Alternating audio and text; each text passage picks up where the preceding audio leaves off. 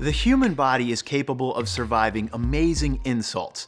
For example, I cut myself shaving this morning, but you can't even see it now. Not that, okay, you can see it if you're that close. Just, thank you. Not that that was really amazing. It's a small cut, but the point is that the body is able to heal itself with miraculous efficiency.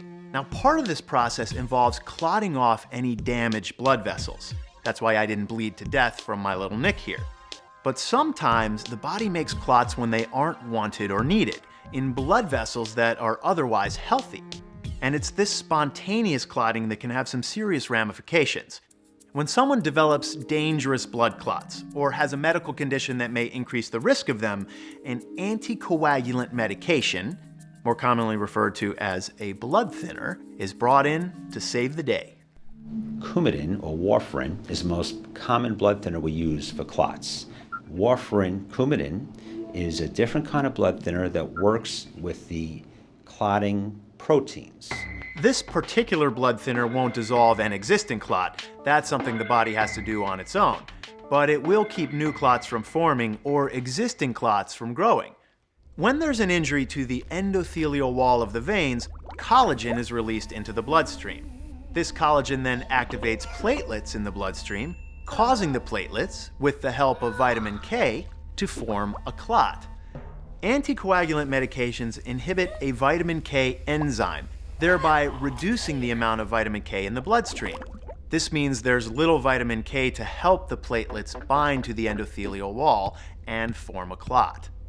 But no two people are the same, and neither are their bloodstreams. So that means every person on a blood thinner has an individual dosage. Everybody's different how Coumadin warfarin interacts. The milligram dosage that we use varies dramatically from person to person, and it also varies a lot with our day-to-day food intake, and it varies a lot with medications that we're taking. So there are many, many things that interact with Coumadin. That doesn't mean there's a danger, per se. It means you need to be individually monitored. It's important that you keep your doctor informed of any changes in your medications, diet, and activity level, as these will all have an effect on how your anticoagulant works. And it won't be difficult for you to keep your doctor up to date on any of these changes, since you'll have pretty regular appointments to make sure that the blood thinner is at a constant, correct dosage. Warfarin requires a few days to build up.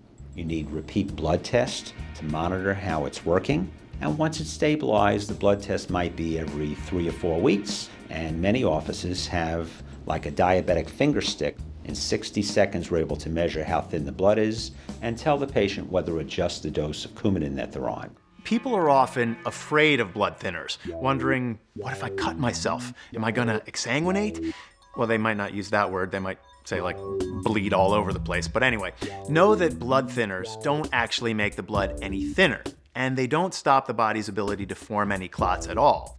At normal doses, a routine cut may just take a little longer to clot off. If it usually takes you 60 seconds to form a clot, it might take 90 seconds. That being said, if your dose of Coumadin does get too high or your requirements change, you can be at risk for potentially dangerous bleeds. Blood thinners are appropriate and useful only when they're properly monitored. So make sure you're checking in with your doctor. I'm Dr. Keller Wortham, and you're watching the eHealth Network. Stay healthy.